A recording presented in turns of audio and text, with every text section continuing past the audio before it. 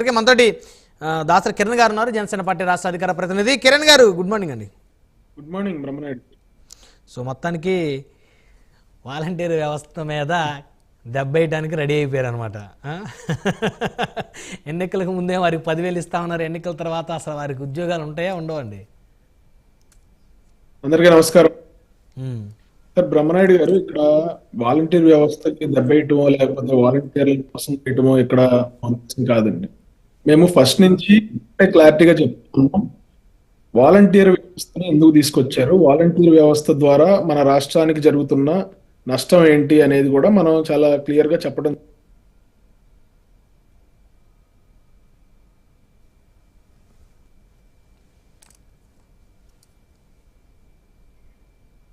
Right, technical issue వచ్చింది. So మొత్తానికి చిన్నపరెడ్డి గారు, అయితే ఇప్పుడు ఈ వాలంటీర్ వ్యవస్థని ప్రభుత్వం రద్దు చేస్తుంది అనేమన్నా మీకు అనుమానం ఏమైనా కలుగుతుందా? సో ముందస్తుగా ఏదైనా ప్లానింగ్? డిఫరెంట్ స్టేట్మెంట్స్ ఇస్తా ఉన్నారు సార్. రకరకాల మంత్రి గారు ఒక రకంగా ఇస్తున్నారు, చంద్రబాబు గారు ఒక రకంగా ఇస్తున్నారు, పంచాయతీ సంక్షేమ సంఘం ఆయన ఒక రకంగా ఇస్తున్నారు. చూడాలి సార్, ఇలాంటి అన్ని కూడా లీకులు వదులుతూ ఒకరోజు అసలు విషయం చెప్తారు. దాంట్లో జరుగుతున్నటువంటి కుట్రలాగే నాకు కనపడుతుంది సార్. కిరణ్ గారు, దాసరి కిరణ్ గారు కంటిన్యూ. రమణాయుడు గారు, సారీ కొంచెం టెక్నికల్ కట్ అయింది. అయితే ఇక్కడ మనం గుర్తుంచుకోవాల్సింది ఏంటంటే, గడచిన 5 సంవత్సరాలుగా లాస్ట్ ప్రభుత్వంలో, గత ప్రభుత్వంలో జగన్మోహన్ రెడ్డి గారు అసలు వాలంటీర్ వ్యవస్థని ఏ ఉద్దేశంతో పెట్టారు? ఆయనకి ఉద్యోగాలు క్రియేట్ చేయడం చేతగాక వాలంటీర్ వ్యవస్థను ఒకటి క్రియేట్ చేసి, విజయసాయి రెడ్డి గారు ఏం చెప్పారండి, 90% వరకు మన కార్యకర్తలకే మనం వాలంటీర్ ఉద్యోగం ఇచ్చాము, వాళ్ళతోనే మనం ఎలక్షన్కి వెళ్ళబోతా ఉన్నాం అని చెప్పి 5 సంవత్సరాలు వాళ్ళని ప్రజల మీద పంపించి, ఇందాక ఆయన వైసీపీ ప్యానలిస్ట్ కూడా చెప్తా ఉన్నారు, ప్రజలు బయటికి రాలేదంట, ప్రజల ఇళ్లలోకే వాలంటీర్లు వెళ్ళిపోయారంట. మేము కూడా ఫస్ట్ నుంచి చెప్తా ఉన్నది అదే, వాలంటీర్ వ్యవస్థ ముసుగులో, అంటే అందరూ తప్పు చేశారని మేము చెప్పట్లేదు, కానీ వాలంటీర్ వ్యవస్థ ముసుగులో చాలా మంది అత్యాచారాలకు పాల్పడ్డారు, దాడులకు పాల్పడ్డారు, పేద ప్రజల డబ్బులను దోచుకున్నారు, పెద్దవాళ్ళని మోసం చేసి మాయమాటలు చెప్పి ఆస్తులు రాయించుకున్నారు. అవన్నీ కూడా కుంపాలుగా ఆ కథలన్నీ మనం గడిచిన 5 సంవత్సరాలుగా మేము ఒత్తుకుంటానే ఉన్నాం, మీకు చెప్తానే ఉన్నాం. ప్రజలు కూడా విసిగిపోయారండి. ఈ రోజున వీళ్ళు ఒక టాపిక్ ని దాన్ని మిస్లీడ్ చేయటం ఎంత బాగా మిస్లీడ్ చేస్తారంటే, వాలంటీర్ వ్యవస్థ వల్ల 30,000 మంది మహిళలు మిస్ అయ్యారని మేము చెప్పాల. అమాయక వాలంటీర్ల చేత వీళ్ళు డేటా ఏదైతే కలెక్ట్ చేయించారో, ఒక 4 పేజీల ఒక ఫామ్ ఏదైతే ఫిల్ చేయించారో ప్రజలతో, అంటే మీ ఆస్తులు ఎక్కడున్నాయి, మీ పిల్లలు ఎక్కడున్నారు, మీ ఆధార్ కార్డులు ఏంటి, మీ రేషన్ కార్డులు ఏంటి, మీ ఆస్తి వివరాలు ఏంటి, మీ బ్యాంక్ అకౌంట్లు ఏంటి, మీ ఇన్స్టాగ్రామ్ ప్రొఫైల్తో సహా, అంటే మీరు సోషల్ మీడియాలో ఏదైతే మీ ప్రొఫైల్స్ ఉన్నాయో వాటితో సహా వాలంటీర్ల ద్వారా డేటా కలెక్ట్ చేయించి ఆ డేటాని ఎక్కడ పెట్టారు అని చెప్పి మేము జగన్మోహన్ రెడ్డి గారిని అనేక సార్లు అడగటం జరిగింది. కానీ దానికి సంబంధించి ఎక్కడా కూడా వాలంటీర్ వ్యవస్థకి జవాబుదారీ ఎవరు, అంటే వాళ్ళు ఏదైనా తప్పు చేస్తే ఎవరు జవాబుదారీ తీసుకుంటారు అనే దానికి హెడ్ ఎవరు అనే దానికి కూడా వీళ్ళు చెప్పిన పరిస్థితుల్లో లేరు.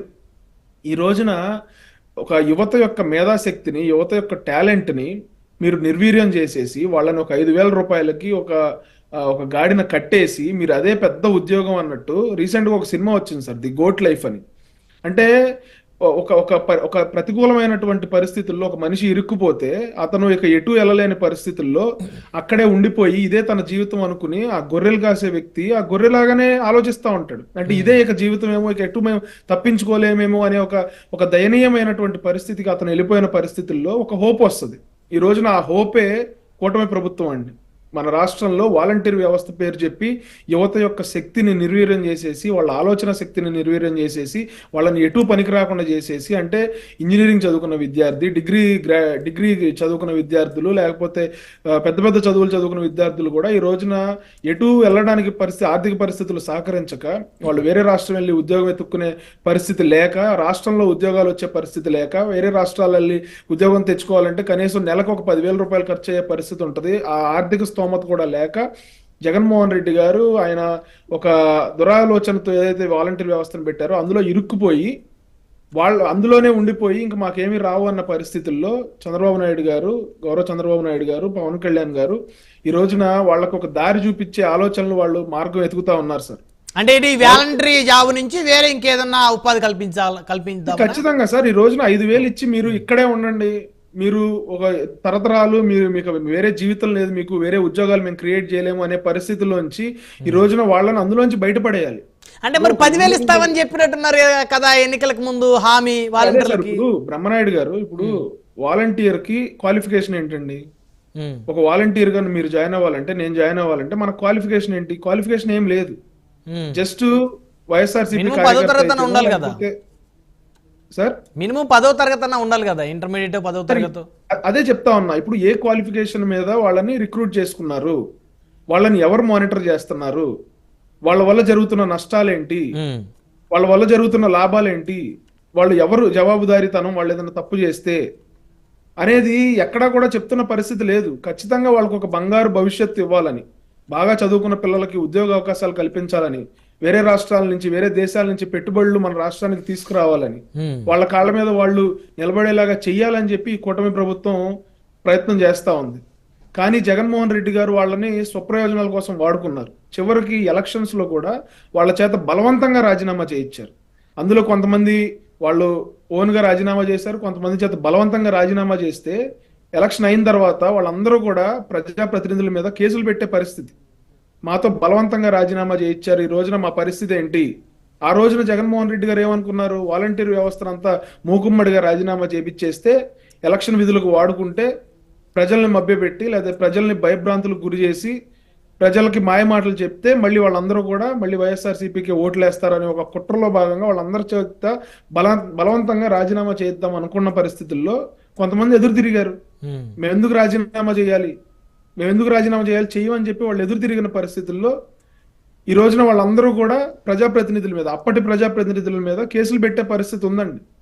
వాలంటీర్ వ్యవస్థను ఎంతలా మిస్యూజ్ చేశారంటే, భర్త వాలంటీర్ అయితే అతను ఏదో బయట పనికి పోతాడు, ఇంట్లో తన భార్యకి బాధ్యతలు చెప్పి ఆవిడ వాలంటీర్గా యాక్ట్ చేసే పరిస్థితి, లేదంటే ఆల్రెడీ వాలంటీర్ ఉద్యోగం చేసుకుని ప్రజల్ని బెదిరించే పరిస్థితి ఎక్కడో మనం చూసాం సార్. ఇంతకుముందు లాస్ట్ 5 years లో చాలా పరిస్థితులు చూసాం. వాళ్ళు చేసిన విన్యాసాలన్నీ 3,000 రూపాయలు 2,500 రూపాయలు పెన్షన్ ఇవ్వడానికి 5,000 ఖర్చు పెట్టుకుని ఎక్కడికో వేరే రాష్ట్రాలకు వెళ్ళి ఇచ్చారని చెప్పి కూడా మనం వచ్చాయి. అదే చెప్తా ఉన్నాను సార్. అడపా కాదు, చాలా చోట్ల జరిగినాయి. బయటకు వచ్చిన చోట మనకు తెలిసింది. బయటకు పబ్లిసిటీ ఎక్కువ కదా వీళ్ళకి, performance week, publicity peak YSRCP వాళ్ళకి గత ప్రభుత్వంలో. సో ఇక్కడ ఈ వాలంటీర్ వ్యవస్థని వీళ్ళు పెంచి పోషించే కార్యక్రమంలో సర్పంచుల యొక్క పవర్స్ ని తగ్గించేశారు, పంచాయతీరాజ్ వ్యవస్థను నిర్వీర్యం చేసేశారు. అంటే సర్పంచ్కి మీరు ఎందాడు అన్నారు, సర్పంచ్ ఇంటి దగ్గర 5 కూడా లేరు, వాలంటీర్ ఇంటి దగ్గర 50 మంది ఉన్నారంటే ఖచ్చితంగా వాలంటీర్ అనే వ్యక్తి కొంతమంది ఒక పెత్తనం చెలాయించారు గ్రామాల్లో. ఈ రోజున ఇంత బలమైన మ్యాండేటు కూటమి ప్రభుత్వానికి రావడానికి వాలంటీర్ వ్యవస్థలో చేరిన వైఎస్ఆర్సీపీ కార్యకర్తలు ఎవరైతే ఉన్నారో వాళ్ళందరి ప్రమేయం కూడా చాలా బలంగా ఉంది సార్. లేకపోతే ప్రజలు ఎంత విసిగిపోరు. ఆ రోజున మీరు ఒక ఇంటిలో గుట్టు లేదు, ఇంటికి ఎవరైనా చుట్టాలు వస్తుంటే వాలంటీర్ తెలిసిపోతుంది. మనిషి ఇప్పుడు చనిపోతే 5 నిమిషాల్లో వాలంటీర్ తెలిసిపోతుంది. మీరు ఇంట్లో ఏదైనా ఒక కూర వండుకుంటే వాలంటీర్కి తెలిసిపోయే పరిస్థితి. ప్రైవసీ లేదు. ఆయనే చెప్తా ఉన్నారు వైఎస్ఆర్సీపీ ప్రతినిధి, ఇంట్లోకి వెళ్ళిపోయేవాడని. ఇంట్లోకి వెళ్లాల్సిన పరిస్థితి ఏంటండి వాలంటీర్కి? మీకు ఏదైనా పథకం వచ్చిందంటే రోడ్డు మీద నుంచి చెప్పొచ్చు. అంటే ప్రజలకి ప్రైవసీ లేకుండా వాళ్ళ ఇళ్లలోకి వెళ్ళిపోయి వాళ్ళ ప్రైవసీలోకి వెళ్ళిపోయి వీళ్ళు చేసిన పరిస్థితులు ప్రజలందరూ కూడా విసిగిపోయి ఈ రోజున జగన్మోహన్ రెడ్డి గారి ప్రభుత్వం వద్దు, మాకు కూటమి ప్రభుత్వం కావాలని చెప్పి వాళ్ళు క్లియర్ మ్యాండేట్ ఇచ్చిన పరిస్థితుల్లో ఖచ్చితంగా వాలంటీర్ వ్యవస్థని ఏం చేయాలి? ఇప్పుడు అన్ని లక్షల మంది 2.5 లక్షల మంది యువతని 5 సంవత్సరాల పాటు ఏమీ చేయలేకుండా ఎందుకు పనికిరాకుండా చేసేసిన జగన్మోహన్ రెడ్డి గారు ఈ రోజున మేము దాన్ని బాగు చేయాలని చూస్తా ఉన్నామండి. సర్పంచులు వ్యవస్థ నాశనం అయిపోయింది. సర్పంచులు ఎంతో ప్రయాసలు చేకూర్చి వాళ్ళు గ్రామానికి ఏమన్నా చేద్దాము, గ్రామాన్ని అభివృద్ధి చేద్దాము, మనకున్న నిధులు, కేంద్ర ప్రభుత్వం ఇచ్చే నిధులు, మనకి ఇక్కడ లోకల్ గా గ్రామాల్లో జనరేట్ అయ్యే నిధులు, వీటి ద్వారా మనం గ్రామాన్ని అభివృద్ధి చేసుకుందాం అనే పరిస్థితుల్లో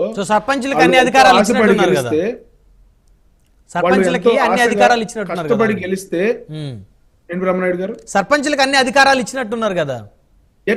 గత ప్రభుత్వంలో ఇవ్వలేదు కదండి. గత ప్రభుత్వంలో సర్పంచుల్ని నిర్వీర్యం చేశారు, జస్ట్ రబ్బర్ స్టాంప్ చేశారు వాళ్ళని, వాళ్ళ చెక్ పవర్స్ రద్దు చేశారు, రోడ్లు డ్రైనేజ్ లో బ్లీచింగ్ చల్లుకుందాం అంటే వాళ్ళకి డబ్బులు లేకుండా చేశారు, దాదాపు ఆర్థిక సంఘం ఇచ్చిన నిధులను కూడా 8,660 కోట్ల రూపాయలు వీళ్ళు కరెంటు బిల్లుల పేరుతో దారి మళ్లించేసి వాలంటీర్ వ్యవస్థని పైకి పెట్టి సర్పంచులు గ్రామ స్వరాజ్యం అని చెప్పే జగన్మోహన్ రెడ్డి గారు, గాంధీ గారు వారసుడిని నేనే అని చెప్పిన జగన్మోహన్ రెడ్డి గారు గ్రామ వ్యవస్థని, సచివాలయం వ్యవస్థని, పంచాయతీరాజ్ వ్యవస్థలను అన్నిటినీ నాశనం చేసి నిర్వీర్యం చేసి సర్పంచులను రోడ్డు మీదకి తీసుకొచ్చి తాడేపల్లి ప్యాలెస్ దగ్గర ధర్నా చేస్తుంటే వాళ్ళని పోలీసులతో కొట్టించిన పరిస్థితి.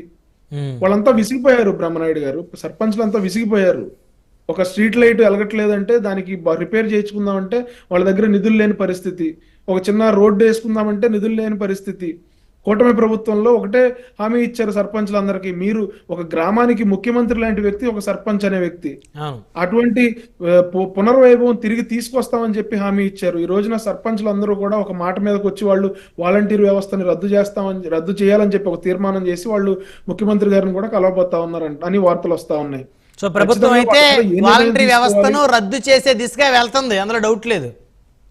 అదే సార్ ఇప్పుడు అందులో మనం కాదనేది ఏమి లేదు. వాళ్ళు ఒక తీర్మానం చేసి దాన్ని గౌరవ ముఖ్యమంత్రి గారికి, ఉప ముఖ్యమంత్రి గారికి వాళ్ళు సమర్పిస్తారు. దాని మీద ఏ నిర్ణయం తీసుకోవాలి, వీళ్ళకి ఎట్లాంటి కాంపెన్సేషన్, వాళ్ళు మన ప్రభుత్వం నుంచి వాలంటీర్కి ఎవరైతే రాజీనామా చేయకుండా ఉన్నారో వాళ్ళకి ఏం చేయాలి, వాళ్ళని ఎక్కడ అకామిడేట్ చేయాలనేది ప్రభుత్వం నిర్ణయం తీసుకుంటుంది. ఖచ్చితంగా ఎవరికి అన్యాయం జరగకుండా మేము ఇచ్చిన హామీ తప్పకుండా, అలాగే సర్పంచుల అధికారాలను కూడా మళ్ళీ రివైవ్ చేస్తూ సర్పంచులకు అధికారం పెడుతూ కేంద్రం నుంచి వచ్చే నిధులు, మన రాష్ట్రం నుంచి వచ్చే నిధులు, అలాగే గ్రామాల్లో వాళ్ళు జనరేట్ చేసుకునే నిధులు, వీటన్నిటిని కూడా సక్రమంగా వాడే విధంగా ఎక్కడా కూడా మిస్యూజ్ చేయకుండా అందరికీ ఆమోదయోగ్యమైన ఒక నిర్ణయాన్ని ఖచ్చితంగా ఈ కూటమి ప్రభుత్వం అనేది అయితే తీసుకుంటుంది సార్. రైట్, మళ్ళీ వస్తాను.